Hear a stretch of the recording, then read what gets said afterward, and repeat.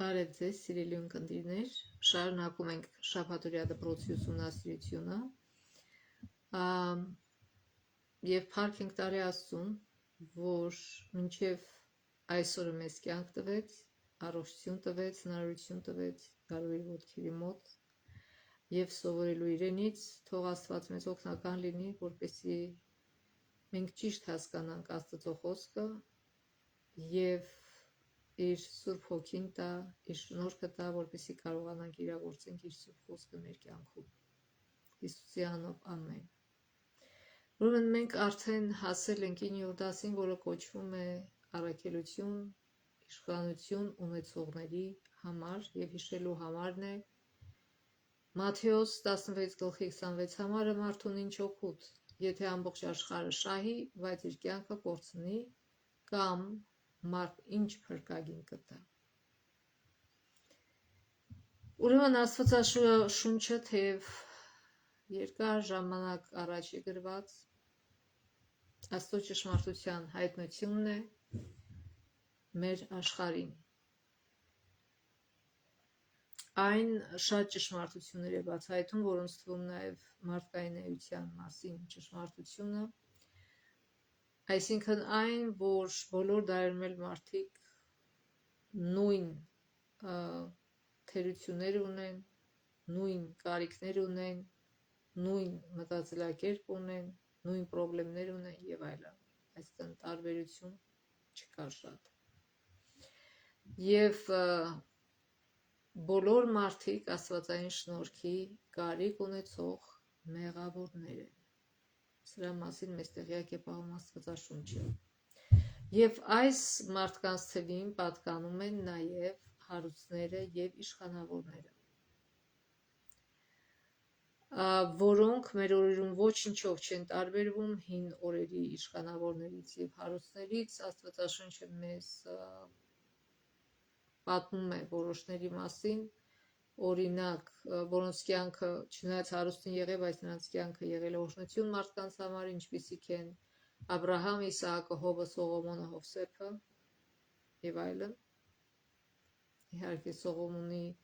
կյանքը սկզբում եղավ օրհնություն, հետո իր սխալ ընտրությունների պատճառով ցավոք ամեն ինչ փոխվեց, բայց խոսքը գնում է հարուստների, նաև հարուստների և իշխանավորների փրկության մասին։ Եվ Աստվածաշունչը մեզ պարզ ցուցադրում է, որ դա անհնարին բան չէ։ Ճիշտ է, Հիսուսը զգուշացնում է, որ ավելի հեշտ է ուխտը անցնի ասեղի այդ կլորի միջով, քան թե հարուստը երկնային արքայություն մտնի, բայց Հիսուսը սրանով չի ուզում ասի, որ անհնար է հարուստներին մտնել երկնքի արքայություն։ Աստված նախապաշարված չէ, ինքը կողմնապահություն չի անում։ Աստծո փրկությունը նախատեսված է նաև հարուստների համար։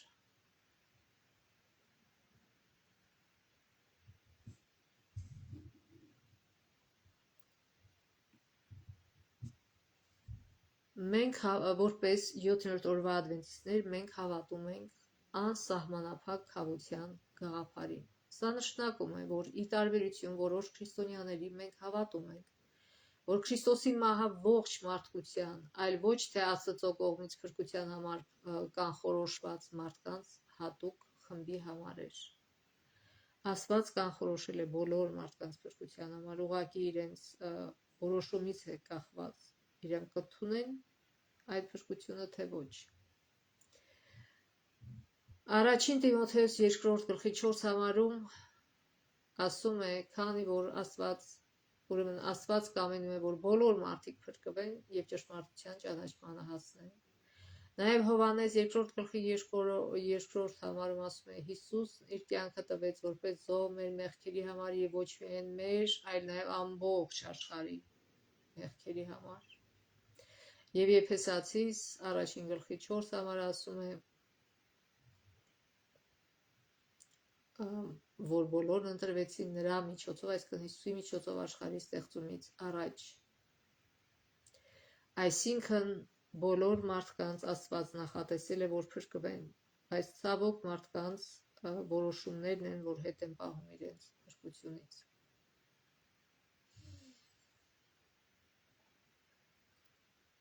Ուրեմն Աստվածաշունչում կան ամենատարբեր պատմություններ մարդկանց մասին, որոնց Աստված դարձնում է դեպի իրեն, ներառյալ հարուստների մասին։ Եկեք կարդանք Դանիել 4-ը, որը Նաբուկոդոնոսորի մասին է այս օրինակը։ Նաբուկոդոնոսորը ամենահզոր պետության թագավորն է եղել, արքան է եղել, կամ միապետը, նման հզոր թագավորություն էլ չի եղել, երբ որ Աստված իր երազում Նաբուկոդոնոսորին երազ ցույց տվեց եւ այդ երազում արձան ցույց տվեց, Նաբուկոդոնոսորի երկիրը Բաբելոնը ներկայացված էր որպես ոսկի։ Ոսկին ամենազնվագույն է մետաղների մեջ, այսինքն ամենաբարձրաստիճանը, ամենաբարձրը Բաբելոնի թագավորն է եղել։ Հետո Բաբելոնից հետո, որ մյուս համաշխարհային պետությունները գալիս էին, նրանք ավլիցած էին, այսինքն ներկայացված էին արծաթով, բրոնզով եւ այլն, եւ վերջապես ուղղակի երկաթով։ Այսինքն այս մարդը ամենահզոր իշխանավորն է, որ երբևէ եղել է այս երկրի վրա։ Եվ Աստվածաշունչը մեզ պատմում է, թե ինչպես այս հզոր իշխանավորը Աստծո ողորմության եւ համբերության շնորհիվ դարձի եկավ եւ ընդունեց ճշմարտությունը եւ փրկվեց։ Դա չեղավ միանգամից, ինչպես բոլոր մարդկանց մոտ դա եղավ քայլ առ քայլ, սերմեր ցանելով։ Առաջին սերմը, որ ցանվեց Նաբուկոդոնոսորի սրտում, ներկայացված է Դանիելի առաջին գլխում, երբ որ Դանիելը եւ իր երեք ընկերները գերի էին վերցվել եւ որոշվեց, որ նրանք ուսում կստանան եւ կաշխատեն արքունիքում, նրանք հրաժարվեցին սնվել թագավորի սեղանից։ Եվ պատկերացրեք, ինչքան զարմացած կլինի թագավորը, երբ որ իմանա, որ կան մարդիկ, ովքեր պատիվ չեն համարում թագավորի սեղանից սնվելը, այլ հրաժարվում են եւ ուղղակի իրենց հասարակ սնունդն են ուտում։ Դա առաջին սերմն էր, որ ցանվեց Նաբուկոդոնոսորի սրտում եւ մտքում, բայց դեռ ցիլ չտվեց։ Երկրորդ գլխում մենք տեսնում ենք, որ Աստված հաջորդ քայլն է անում դեպի Նաբուկոդոնոսորը, այսինքն երազ է ուղարկում նրան, եւ այդ երազում ցույց է տալիս մի արձան, ինչպես արդեն նշեցինք, որի գլուխը ոսկուց էր, եւ մնացածը, ասենք, մնացած մասերը ուրիշ մետաղներից էին, եւ դա այդ արձանը խորհրդանշում էր ամբողջ աշխարհի պատմությունը, սկզբից մինչև վերջ, սկսած Բաբելոնից մինչև վերջ, եւ Աստված պատիվ տվեց Նաբուկոդոնոսորին իմանալու աշխարհի պատմության մասին, սկզբից իր պետությունից սկսած մինչև վերջ։ Սակայն այս երազը, ինչպես երրորդ գլխում է երևում, դուր չեկավ Նաբուկոդոնոսորին, այսինքն իրեն դուր եկավ, որ ինքը համարում է ոսկե գլուխ, բայց դուր չեկավ, որ այդ ոսկե գլուխից հետո գալու են մնացած պետությունները։ Եվ այսինքն դա այդ միտքը իրան դուր չեկավ, որ կգա մի օր եւ իր պետությունը չի լինի, Բաբելոնը կընկնի։ Եվ ինքը կարծես թե մարտահրավեր նետեց Աստծուն, մի արձան սարքեց, որ լիովին ոսկուց էր, գլխից մինչև ոտքի թաթերը։ Սրանով ուզենալով ասել Աստծուն, չէ, Աստված, ես քո տարբերակը չեմ ընդունում, ես իմ տարբերակն եմ առաջարկում։ Բաբելոնը կլինի աշխարհի պատմության սկզբից մինչև վերջ։ Աստված ընդունեց մարտահրավերը եւ պատասխանեց նրան, ինչպես պատասխանեց իր 3 հավատարիմ ծառաների միջոցով։ Թույլ տանք Աստծուն, որ մեր միջոցով Աստված պատասխան տա մարդկանց։ Եվ դրանք Դանիելի ընկերներն էին, որոնք երբ որ այս արձանը սարքեցին ոսկի եւ ստիպում էին բոլոր մարդկանց, այդտեղ հավաքված կարևոր մարդկանց պետության ծնկի գալ, երբ որ երաշտություն են չէ, նրանք պետք է ծնկի գային եւ ծնրադրեին այդ արձանի առջև։ Բայց այդ ամբողջ հազարավոր մարդկանցից Դանիելի 3 ընկերները մերժեցին ծնրադրել, եւ որոշ մարդիկ դա տեսան եւ ասեցին Նաբուկոդոնոսորին, որ այս 3 մարդիկ մերժել են եւ չեն ծնրադրել քո արձանին։ Եվ ինչ է անում Նաբուկոդոնոսորը։ Այսինքն Նաբուկոդոնոսորը մարտահրավեր էր նետել իր տարբերակով, Աստծուն ասված այդ մարտահրավերը ընդունել էր, պատասխանեց այդ մարտահրավերին այս 3 անձանց միջոցով։ Եվ ինչ տեղ ունեցավ։ Իրենց գցեցին փուռը կրակի մեջ, որպեսզի նրանք վառվեն, այդպիսով Նաբուկոդոնոսորը ուզում էր ցույց տալ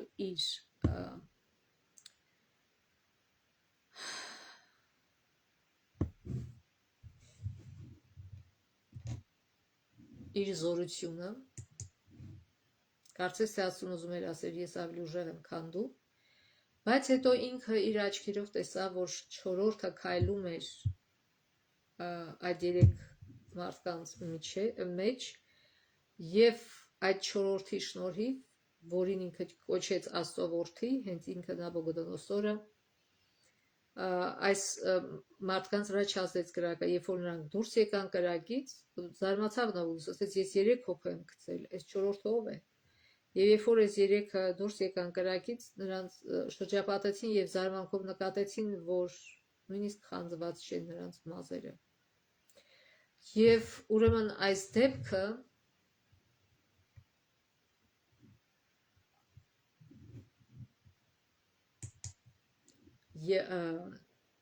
երրորդ սերմն էր, որ ցանվեց Նաբուկոդոնոսորի սրտում։ Ուրեմն առաջին սերմը այն էր, որ Դանիելը եւ իր ընկերները չէին ուտում թագավորի սեղանի շուրջ, եւ երկրորդ սերմը այն էր, որ Աստված իրեն երազ ցույց տվեց, բացեց աշխարհի պատմության մասին իր ծրագիրը, եւ երրորդը սա էր, որ Նաբուկոդոնոսորը արճակատվեց Աստծո հետ, բայց նույնիսկ այս հզոր դեպքը նրան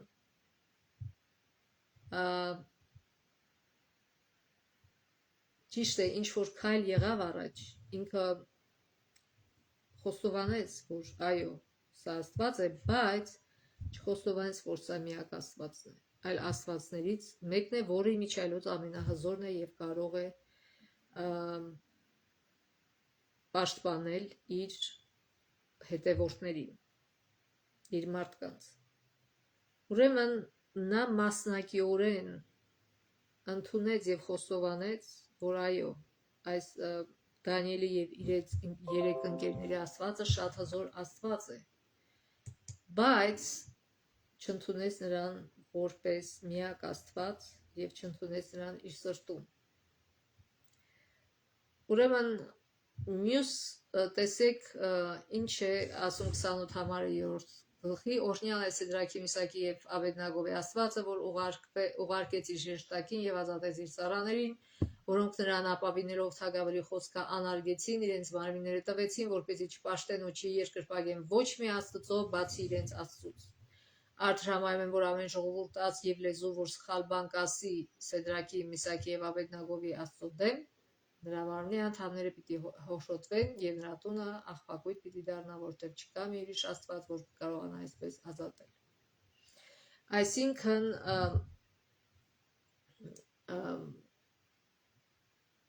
ինքը Նաբուգոդոնոսորը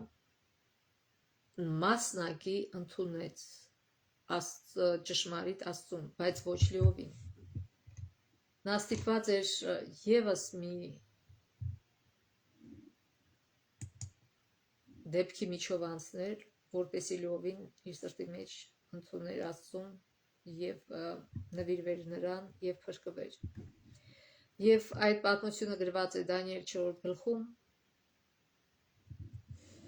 որը կոչվում է Նաբուգոդոնոսորի երկրորդ երազը։ Նաբուգոդոնոսոր թագավորը բոլոր ժողովուրդներին, ազգերին եւ լեզուներին, ինչ այլոց առաջին դեմքով է գրած Նաբուգոդոնոսորը ինքն է գրում, որոնք բնակում են երկրի վրա, թող շատանա ձեր խաղաղությունը։ Այն նշանները եւ հրաշքները, որ կատարեց ինձ համար բարձրյալ Աստված, հաճելի է ինձ ասել ձեզ։ Ուզում եք կիսվել այդ հրաշքների հետ։ Նրա նշանները որքան մեծ են եւ նրա հրաշքները որքան զորավոր են, նրա թագավորությունը հավիտենական թագավորությունը եւ նրա իշխանությունը սերնդից սերունդ։ Այս խոսքերը ցույց է տալիս, որ Նաբուգոդոնոսորը ընդունել էր արդեն դեպի դեպքից հետո է սա գրում ինքը եւ պատմում ընդունել էր Աստծուն եւ արդեն կիսվում էր իր փորձառությունը մյուսների հետ։ Շտակում է նա ճշմարտապես սրտանց ընդունել էր ճշմարտությունը։ Ուրեմն պատմում է. ես Նաբուգոդոնոսորս իմ տանը հանգիստ էի եւ բարգավաճում էի իմ պալատում, երազ տեսա, որ ինձ վախեցրեց։ Եվ դրանց այդ երազը տեսնելուց հետո կանչում է իր բախտագուշակներին, հմայողներին, մոգերին, իր իմաստուններին, նրանց պատմում է երազը, բայց նրանք չեն կարողանում մեկնաբանել եւ հիշում է Դանիելին, կանչում է Դանիելին, որպեսզի Դանիելը մեկնաբանի այդ երազը եւ պատմի իր երազը։ Ասում է, որ անկողնուց մեջ իմ գլխի տեսիլքներում տեսնում էի ահա մի ծառ երկրի մեջտեղում, նա շատ բարձր էր, այն ծառը մեծացավ ու զորացավ, նրա բարձրությունը հասավ մինչև երկինք եւ նա տեսնվում էր երկրի բոլոր ծայրերից։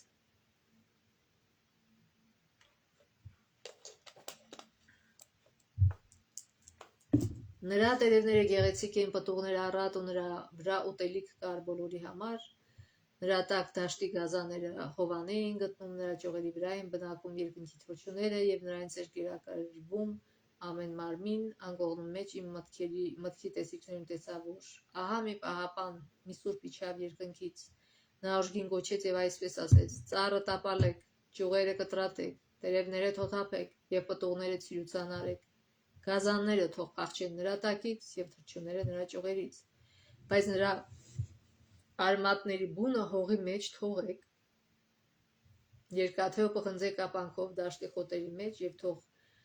թրջվի երկնքի ցողով եւ նրա բաժինը անասունների հետ լինի երկրի խոտերի մեջ։ Նրա մարդկային միտքը թող փոխվի ու նրան անասունի միտք տրվի եւ նրա վրայով 7 ժամանակ թող անցնի։ Մենք գիտենք, որ այս ժամանակը նշանակում է 7 տարի։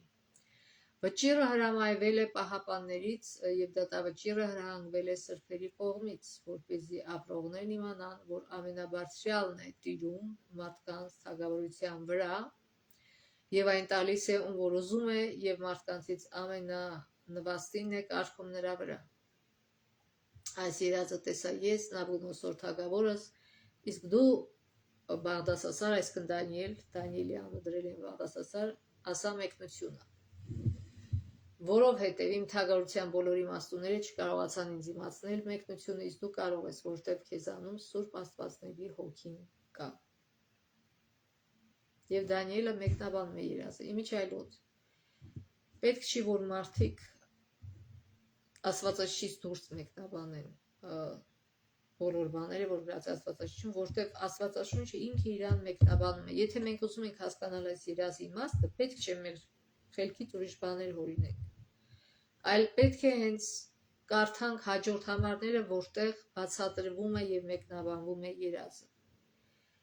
Այն ժամանակ Դանիելը, որի անունը Բաղդասասար էր, որոշ ժամանակ ահաբեկված մնաց եւ նրա խորհուրդները նրան խռովեցին, թագավորն ասաց. Ո Բաղդասասար, երազն ու մեկնությունը թող չխռովեն քեզ։ Բաղդասասարը պատասխանեց եւ ասաց. ով Տեր իմ, երազը քեզ ատողներին եւ նրա մեկնությունը քո թշնամիներին թող լինեն։ Տեսեք, չնայած Դանիելը տեսնում էր, որ այս մարդը շատ մեծամիտ է, չի ուզում Աստծուն ընդունել իր սիրտը եւ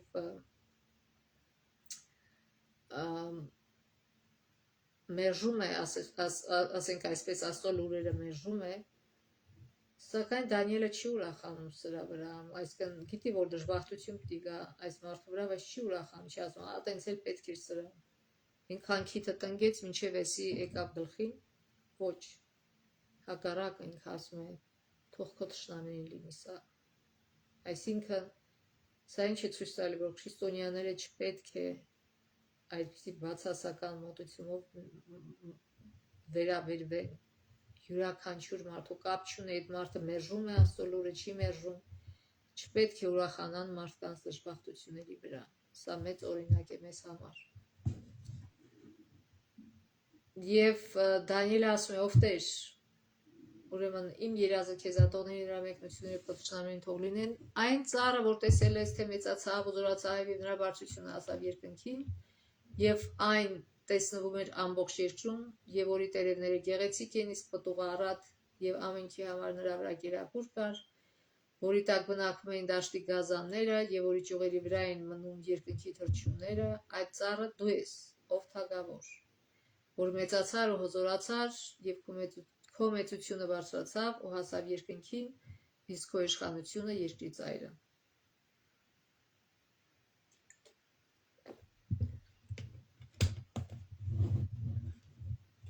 Եվ թագավորը մի սուրբ պահապանի տեսավ երկինքից իջնելիս, որն ասաց. կտրեք ծառը եւ կործանեք այն, բայց նրա արմատի բունը թողեք հողի մեջ եւ երկաթե ու պղնձե կապերով դաշտի խոտերի մեջ թող մնա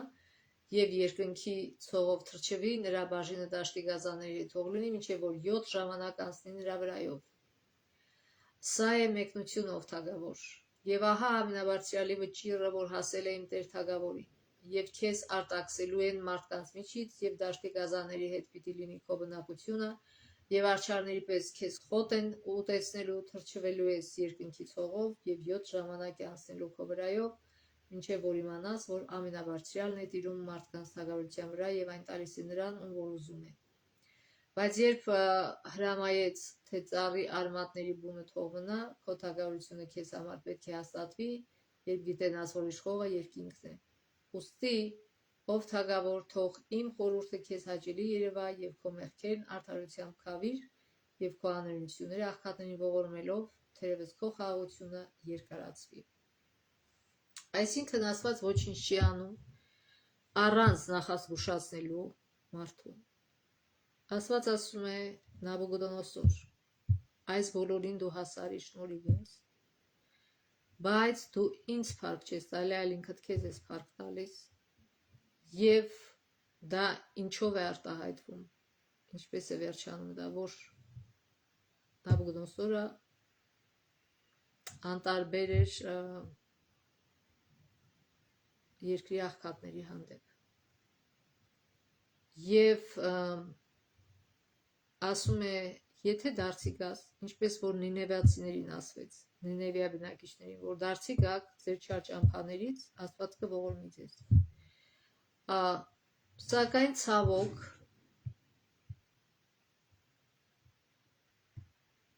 Նաբուգոդոնոսորը դարձի չեկավ այդ խոսքերից հետո, ինչպես Նինևացիները արեցին, մենք որտեղից գիտենք, որտեղ հաջորդ համարը ասում է. այս ամենը պատահեց Նաբուգոդոնոսոր թագավորին, սա արդեն ասում է Դանիելը։ 12 ամսից հետո, երբ նա ճեմում էր թագավորական պալատով, այսքան մի տարի, 12 ամիս Աստված իրան ժամանակ տվեց, որ ապաշխարի Նաբուգոդոնոսորը, այդքան ողորմած եւ համբերատար է մեր Տերը եւ երկայնամիտ։ Երբ նա ճեմում էր թագավորական պալատով, որ Բաբելոնի թագավորն ասաց.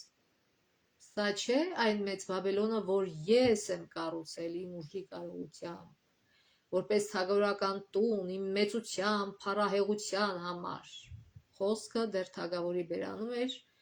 երբ երկնքից մի ձայն ընկավ. քեզ է ասում, ով Նաբուգոդոնոսոր արքա, թագավորությունը գնաց քեզնից։ Այսինքն, երբ որ մարդը հասնում է իր անօրենության գագաթնակետին, երբ որ ասում է Աստված ով է, Աստծո հետ գործ չունեմ, ես եմ իմ կյանքի Տերը, ես եմ անում ինչ որ անում եմ, այլ ոչ թե Աստված է շնորհքները տվել մեզ, Նաբուգոդոնոսորը չէր հասկանում, որ ինքը ընդհանրապես մի բուրհող է, որին կյանք եւ ձև տվել է Աստված, եւ Աստված իր զորությամբ շունչ է տալիս իրեն, որպեսզի նա ապրի, չէր հասկացել դա։ Եվ Աստված ստիպված ցավոտ փորձություն թույլ տվեց նրա համար, որպեսզի այս մարդը հասկանա ինչու, որտեղ ինքը սիրում էր Նաբուգոդոնոսորին եւ ուզում էր, որ Նաբուգոդոնոսորը փրկվի։ Երբ որ Աստծո փորձությունը գալիս է մեր վրա, երբ որ փորձություն է գալիս մեր վրա, դժվարությունների մեջ ենք ընկնում, ավելի լավ է բողոքելու տեղը ծնկի գանք եւ Աստծուն փառք տանք, որ ինքը մեզ սիրում է եւ խրատում է որպես սիրող հայր եւ ուզում է, որ մենք երկնքում նոր կյանքում լինենք իր հետ, հավիտենական կյանք ստանանք, որ ինքը լավագույնն է ուզում մեզ համար։ Եվ փառք տանք Աստծուն, որ ինքը միջոցների է դիմում, որպեսզի մեզ խելքի բերի։ Եթե մենք այս ձևով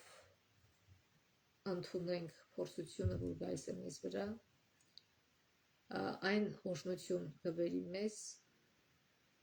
եւ ի վերջո մենք կվերականգնվենք մեր նախորդ վիճակում եւ նույնիսկ ավելի լավ, ինչպես որ տեսնում ենք Նաբուգոդոնոսորի պատմության մեջ։ Բայց եթե մենք հակառակ ձևով ընդունենք եւ Աստծուն համարենք, օ դու բարբարոս ես, օ դու բռնակալ ես, այս ինչ ես անում գլխին եւ այլն, դա շատ վատ հետևանք կունենա մեր համար։ Ասում է արդարը 7 անգամ կընկնի, բայց կհելնի, բայց երբ որ անարդարն է ընկնում, էլ չի վեր կենում։ Տեսնենք ինչ եղավ Նաբուգոդոնոսորի հետ։ Եվ քեզ պիտի արտաքսեն մարդկանց միջից, եւ դաշտի անասունների հետ պիտի լինի քո բնակությունը, եւ քեզ արջարների պես խոտ են ուտեսնելու, եւ ժամանակ է անցնելու քո վրայով, մինչեւ իմանաս, որ ամենաբարձրյալն է տիրում մարդկանց թագավորության վրա եւ այն տալիս է նրան, ում որ ուզում է։ Նույն ժամին այս խոսքը կատարվեց Նաբուգոդոնոսորի նկատմամբ, նա արտաքսվեց մարդկանց միջից, խոտ էր ուտում արջարների պես, եւ նրա մարմինը թրջվում էր երկնքի ցողով, մինչև նրա մազերը երկարացին արծեվների փետուրների պես, իսկ եղունգները թրջունների մագիլների նման։ Մի մարդ, որ մարտահրավեր է նետում Աստծուն, հետևանքը սա է. տուժում է ոչ թե Աստված, այլ ինքը մարդը։ Եվ տեսեք ինչ ասում, եւ այն օրից հետո ես Նաբուգոդոնոսորս, այսինքն այդ 7 տարին ոլորանում է 7 տարի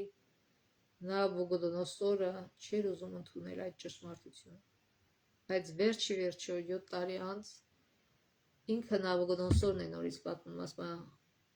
ես Նաբուգոդոնոսորս աչքերս դեպի երկինք բարձրացրի, իմ խելքն ինձ դարձավ եւ ամենաբարձրյալին օրհնաբանեցի, գովաբանեցի եւ փառաբանեցի։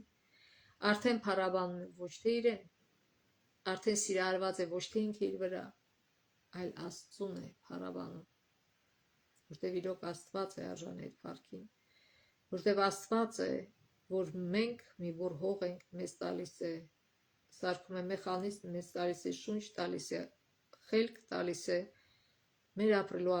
ամեն անհրաժեշտը, տալիս է ուժ, որպեսզի մենք այդ բոլորը գործադրենք իր փառքի համար, այլ ոչ թե ինքնասիրահարված ապրենք, որ տեսնենք այդ բոլորի միջոցով տեսնենք Աստծո գեղեցկությունը եւ զորությունը եւ ողորմությունը եւ իրեն փառք տանք, այլ ոչ թե ինքներս մեզ։ Ուրեմն պետք չի մեզ հասնել այն վիճակին, որպեսզի այսպիսի փորձությունների միջով անցնենք, որպեսզի մեր հպարտությունը հաղթվի։ Եվ երկրի բոլոր բնակիչները ոչի պես են համարվում։ Եվ նա աստիր կամքի անում երկնքի զորքի ու երկրի բնակիչների մեջ, եւ մեկը չկա, որ խփի նրա ձեռքին ու ասի նրան ինչ ես անում։ Մեկը չկա, որ կանացնի Աստծուն։ Այդ ժամանակ խելքս ինձ դարձավ եւ ինձ վերադարձան, այսինքն երբ որ ինքը տեղի տվեց իր հպարտությանը, այսինքն տեղի տվեց Աստծո Աստծո լուրին եւ ընդունեց, որ ինքը ոչինչ է, ասում է այդ ժամանակ խելքս ինձ դարձավ Եվ ինձ վերադարձան իմ թագավորության ու փառքի հետ, իմ մեծավայելչությունն ու փառահեղությունը, իմ խորհրդականներն ու մեծամեծները փնտրեցին ինձ, եւ ես վերահաստատվեցի իմ թագավորության վրա, ու առավել վեհություն տրվեց ինձ։ Տեսեք մի մարդ, որ ընդունում է Աստծուն, ինչ է լինում։ Առավել վեհություն ասма տրվեց ինձ։ Երբ որ մենք փառաբանում ենք Աստծուն եւ երկրպագում ենք նրան, մեր կյանքը ավելի է լցվում լավ բաներով, քան թե վատ բաներով, ինչպես շատ մարդիկ վախենում են։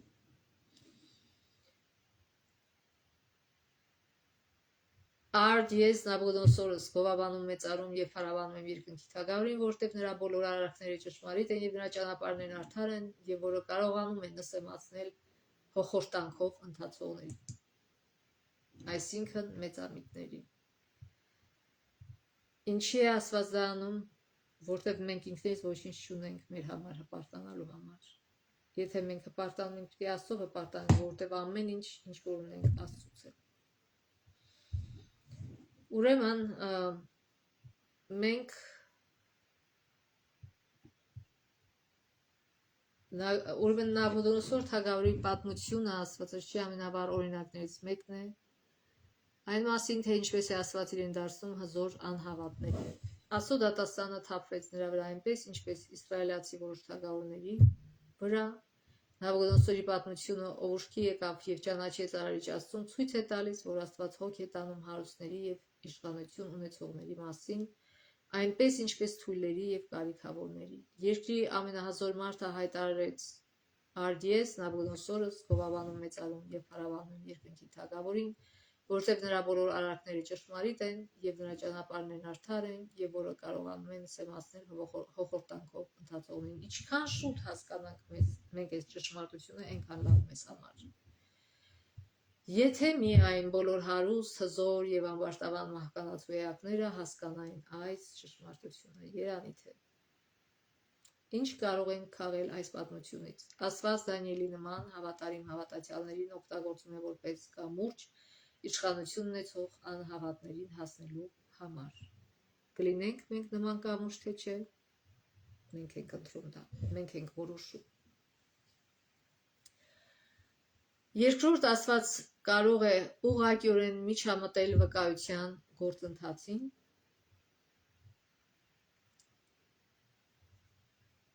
Աստված խոնարհեցրեց Նաբուգոդոնոսորին նրա հպարտության եւ ամբարտավանության համար, սա իհարկե շատ դրամատիկ պատմություն է, Աստված օգտագործում է բազում տարբեր եղանակներ հարուստներին, հզորներին եւ ամբարտավաններին խոնարհեցնելու համար։ Այսինքն, ինչքան բարձր է այդ մարդու դիրքը, այնքան ավելի բարդ իրավիճակներ են հարկավոր նրանց դարձի բերելու համար։ Ոչ բոլորի համար, կան նաև ուրիշ օրինակներ։ Մյուս օրինակը Նեհեմանի մասն է, մենք սրա մասին շատ ենք խոսել։ Էլեն Ուայթը գործ կարաքելոց H416 նշում է, որ Քրիստոսը մահացավ բոլորի համար, անկախ մարդու ծագումից, նյութական ապահովության մակարդակից, էթնիկ պատկանելիությունից կամ կարգավիճակից, Աստված դիպչում է աշխարհի հզորների սրտերին եւ ակնկալում, որ նրանք ապրեն իրենց բացված լույսի համաձայն։ Ուրեմն այս պատմությունը գրված է 4 Թագավորաց 5-րդ գլխի 17-ից 19 համարներում։ Մենք գիտենք, որ Նեհեմանը հիվանդ էր շատ վատ մաշկային հիվանդությամբ եւ որը բուժում չուներ, այսինքն բորոտ էր, եւ երևի ինքը փորձել էր ամեն բան, ամենահզոր պետություններից մեկի զինվորականներից էր ինքը բարձրաստիճան զինվորականներից, այսինքն զորքի գլխավորն էր այդ պետության, որը բազմաթիվ անգամ վնասել էր նաեւ իսրայելցիներին եւ գերիներ էր վերցրել, եւ գերիների մեջ կար մի փոքրիկ աղջիկ, որ այդ փոքրիկ աղջկնակին վերցրել էր, եւ պատաներ այդ աղջնակը իր մոտ ծառայելու, եւ այս աղջնակը ոչ թե ասել ենք մի անգամ էլ կրկնենք, ոչ թե դառնությամբ էր լցված իր թշնամու հանդեպ, որը հրամաներ էր արձակում իր հայրենակիցներին սպանելու, այլ հոգած նրա վիճակի մասին եւ ասեց գիտեք Իսրայելում կա մարգարե ինքը կարող է ձեզ բուժել գնացեք իր մոտ եւ այս մարդը ինքը չմտածեց այս աղջիկը ինչի ասեմ ինքը այդքան վատություն արել մեզ կամ ինքը բայն տեղել չի դնից ով եմ ես ծառայեմ եւ այլն չէ ինքը չուներ նման նախապաշարումներ ուղղակի ասեց այդ մարդուն որտեվ մեղքը գալիս էր այդ մարդը եւ այս մարդն էլ արդեն ճար չուներ ամեն ինչ փորձել էր եւ այդ հույսի վերջին հույսից կախվեց եւ որոշեց լսի այս աղջկան եւ գնա եւ իրոք գնաց մենք գիտենք այդ պատմությունը Եղիսեն նրան ասեց ինչ անի որպեսի բուժվի եւ ինքը բուժվեց եւ վերադառնալուց առաջ խնդրեց Եղիսեին ասեց ուրեմն երկու ջորու բերի չափով հող տարավ ասորեստան կենթանի աստուն երկրպագելու նպատակով նա ասաց որտեվ քո ծառան Տիրոջից բացի այլևս ուրիշ աստվածների ողջակես կամ զոհ չի մատուցելու այսինքն ինքը դարձի եկավ ինքը հասկացավ որ միայն այս աստվածն է ճշմարիտ աստվածը արարիչ աստվածը բայց ինչպես յուրաքանչյուր դարձի եկած իր պատկերացումների Աստծո մասին փոքրիկ էին այսպես ասենք այսինքն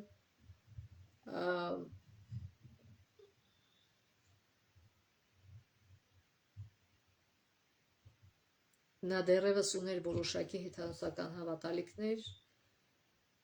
այն որ նա Իսրայելից հող վերցրեց ցույց էր տալիս որ դեռ լիովին չի ընկալում արարիչ Աստծուն եթե ինքը դա հասկանար ինքը հող չէր վերցնի որտեղ կհասկանար որ այս աշխարհի բոլոր հողերը Աստծունն է որտեղ էլ ինքը ցինկի գա եւ պաշտի Աստծուն Աստված կընդունի որտեղ ամբողջ այս աշխարհը պատկանում է Աստծուն բայց ինչպես ասել են եւ ասել ենք եւ կասեմ նորից որ յուրաքանչյուր մարդ որ դարձի է գալիս ինքը ունի որոշակի նախապաշարումներ որոնց վրայից չի կարա թռչի քիչ-քիչ պիտի աճի եւ երկրորդ խնդրանքը որ ինքը կատարեց ասեց թույլտվություն խնդրեց խոնարհվել իր թագավորի հետ եթե թեև նա այլևս չէր երկրպագելու իր թագավորի աստվածներին Եվ հետաքրքիր է Եղիսեն ինչ ասեց չէ այդպես չի լինի ասեց գնա խաղաղությամբ գնա սա ինչ է նշանակում որ մենք չպետք է նոր դարձի եկած մարդուն պինդ կերակուր տանք նոր դարձի եկած մարդը կարող է միայն կաթ սվել հոգևոր իմաստով եմ ասում եթե մենք փոքրիկ երեխային կաթի փոխարեն որ միայն կաթ կարա ուտի մեծական սնունդ դնենք իր բերան ինչ կլինի երեխեն խեղդվի պիտի տանենք հիվանդանոց փրկեք այսինքն պետք չի փոքր հավատը խեղդել նման բաներով Աստված համբերում է մարդուն ինչև նա աճի հոգեպես ուրեմն մենք էլ պիտի համբերենք պետք չի մարդու պինդ հոգևոր սնունդ տալ եթե ինքը դեռ պատրաստ չէ սնունդ ընդունելու եւ մարսելու այսինքն լինենք իմաստուն եւ համբերատար եւ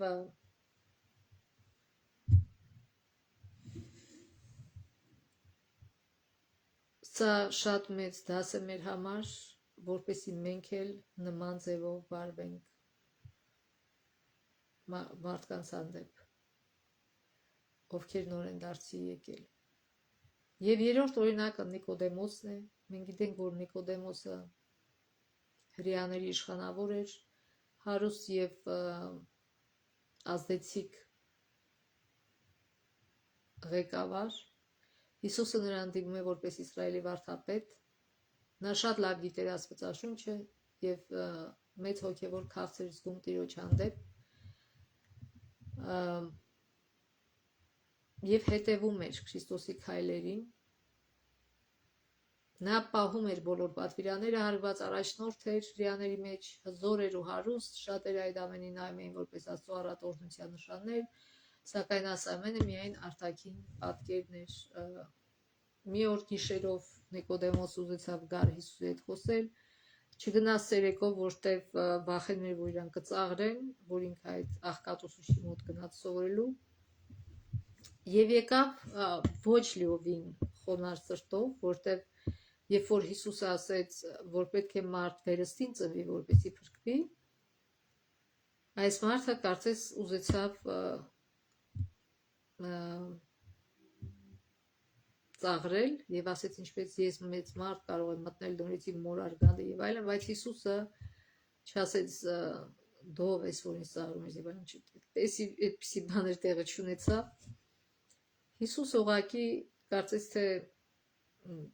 չլսեց իր ասածը, այլ շարունակեց բացատրել, որ ինչ է նշանակում փրկվածնել, որ Սուրբ Հոգին է, որ ազդում մարդու վրա եւ փոխում է նրա էությունը, որ լոկ քո ուժերով երբ որ ուզում ես անել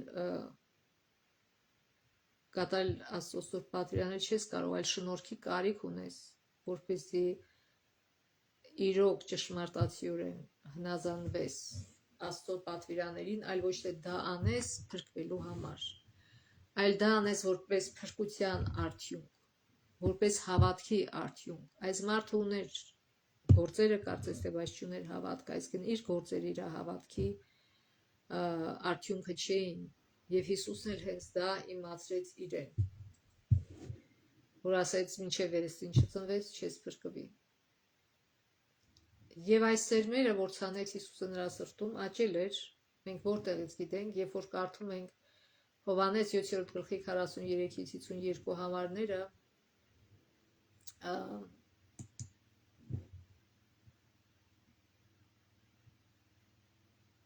Հովհաննես 7-րդ գլուխ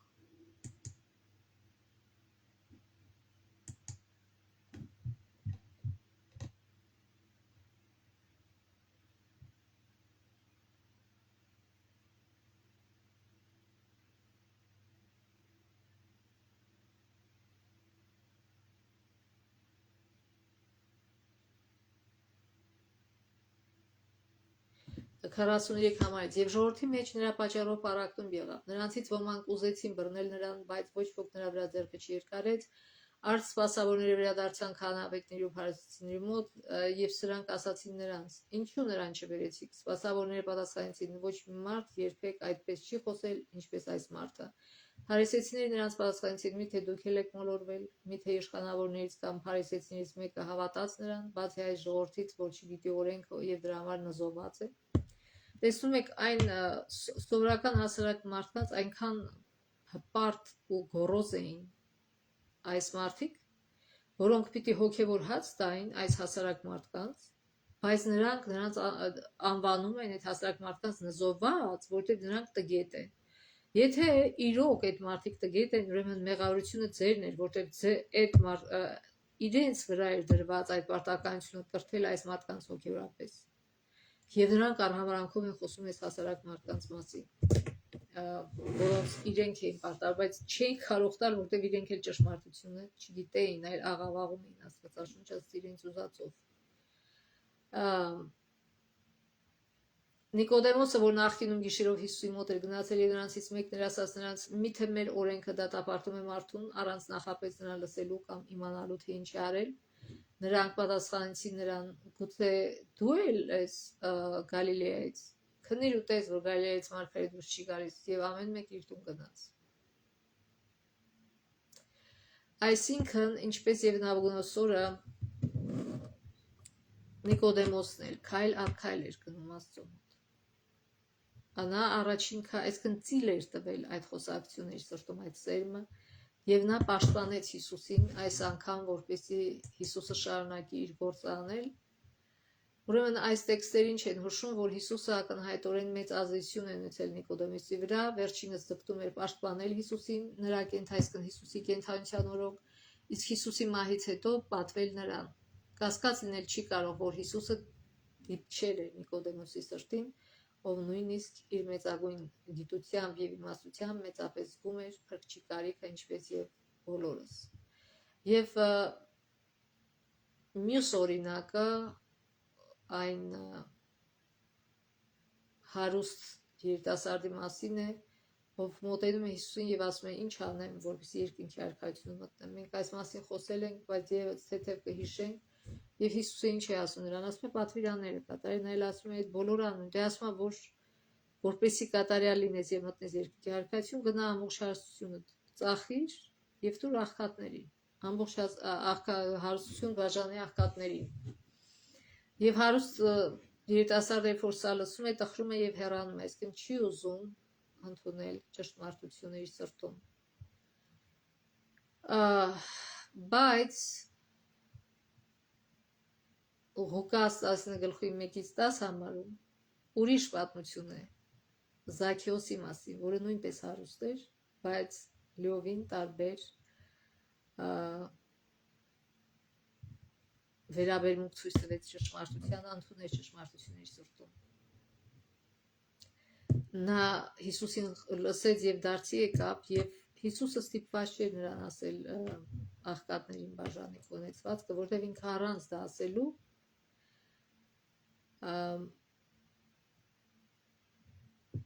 ինքը լավ գիտեր օրենքը, ինքը հենց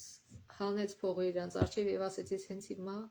նրանցում խաբել եմ, կվերադարձնեմ իրենց եւ ամեն մեկին 4 անգամ ավել, որտեղ Իսրայելի օրենքներ այդպես ասում, եթե մեկին խաբում էր կամ գողանում էր, պիտի 4 անգամ ավել դրա փոխարեն հետ տայր։ Այսինքն այս մարդուն նույնիսկ պետք է չէր ասել։ Սուրբ Հոգին այնպես ազդեց եւ աշխատեց նրա վրա, որ ինքը իր կամքով միանգամից անմիջապես ուզեցավ հնազանդվել Աստծո ճշմարտությանը։ Իսկ այն մյուս երիտասարդը Հիսուսը տեսել էր, որ այս երիտասարդը փողը եւ հարստությունը իրեն կուռք է սարքել եւ իր մեծարման համար է այն օգտագործում, այլ ոչ թե մարդկանց օրհնության համար։ Բայց Զաքեոսը ի տարբերություն այդ հարուստ երիտասարդին կուռք չէր սարքել փողը եւ մեծ ուրախությամբ որոշեց, որ այսուհետև իր հարստությունը օրհնություն է լինելու մյուսների համար։ Այսինքն Հիսուսը մտավ նրա սիրտը եւ փոփոխություններ կատարվեցին նրա մեջ։ Եվ Հիսուսը գիտեր, թե ինչպես ընկերանալ իշխանավորների հետ, այս մարդկանցից շատերը հիանում էին նրանով ու հարգում նրան, սակայն միևնույն ժամանակ շատերն էին արհամարհում նրան։ Հիսուսի մոտ օգնության եկած հարուստ ու իշխանավոր մարդիկ անկասկած զգում էին, որ նա անտարբեր չի իրենց խնդիրների նկատմամբ, շատերն էլ անմիջապես չեկան Հիսուսի մոտ, նրանք սպասեցին եւ համոզվեցին, որ Հիսուսն իսկապես Աստծո որդին էր, ինչպես օրինակ Նիկոդեմոսը եւ Արիմաթիայից Հովսեփը։ Ուրեմն հիշում եք Արիմաթիայից Հովսեփը, երբ որ կարդում ենք Մատթեոս 27:57-60 համարներ, եկեք կարդանք 27 գլխի Մատթեոս 27 գլուխ 57-60 համարները։ Երբ երեկո եղավ, Արիմաթիայից Հովսեփ անունով մի հարուստ մարդ եկավ, նա ևս աշակերտել էր Հիսուսին, սա Պիղատոսի մոտ գնաց ու Հիսուսի մարմինը խնդրեց, այդ ժամանակ Պիղատոսը հրամայեց, որ մարմինը տրվի, Հովսեփը մարմինը վերցնելով մաքուր կտավով պատանեց ու դրեց նոր գերեզմանի մեջ, որ փորել էր ժայռի մեջ։ Նա գերեզմանի մուտքի մի մեծ քար գլորեց եւ գնաց։ Այնտեղ էին Մարիամ Մագդաղենացին եւ մյուս Մարիամը գերեզմանի դիմաց նստած։ Այսինքն մինչ այս մենք ոչինչ չենք լսել Հովսեփ Արմաթացու մասին, հանկարծ այս հարուստ մարդը հայտնվում է, ասես ոչ մի տեղից եւ ծառայում է որպես մարգարեությունների իրականացում։ Աստված միշտ օգտագործել է եւ կշարունակի օգտագործել հարուստներին իր նպատակների իրականացման համար, ուստի մենք պետք է առաքելություն կատարենք նաեւ նրանց համար։ Ամենաբարդ հարցերից մեկն է, թե ինչպես սկսել նրանց հետ մտերմանալ, ավելի լավ է ճնշում չգործադրել նրանց վրա, թող նրանք գան ձեզ մոտ։ Հիսուսն այդպես էր վարվում, նրանք լսում էին նրա քարոզները, լսում նրա կատարած վրուժության մասին եւ դառնում նրա աստվածատուր զորության վկան։ Նրանք իրենց սրտերում արդեն իսկ համոզված են, որ նա իսկապես Աստծո որդին է, իշխանություն ունեցող մարդիկ